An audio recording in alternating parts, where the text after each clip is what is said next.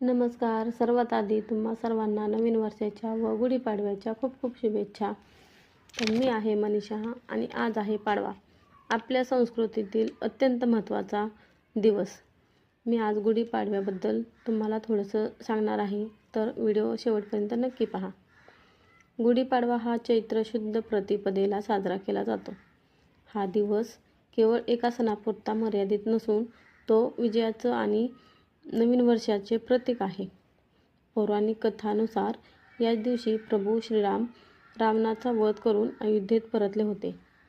तसेच शालिवाहन राजाने शत्रूंवर विजय मिळवून नवीन शकाची सुरुवात केली होती.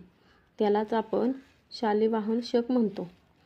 गुढी ही आपल्या घरातील सुख समृद्धी आणि विजयाचे प्रतीक मानली जाते.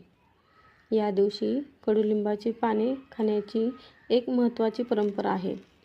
कडुलिंब, गूळ, ओवा आणि मीठ याचे मिश्रण करून प्रसाद दिला जातो. हे आपल्या आरोग्यासाठी अत्यंत लाभदायक असते.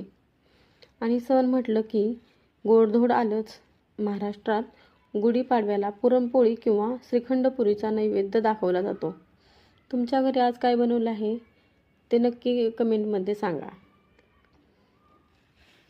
तर हा गुढीपाडवा विशेष व्हिडिओ तुम्हाला कसा वाटला ते नक्की सांगा.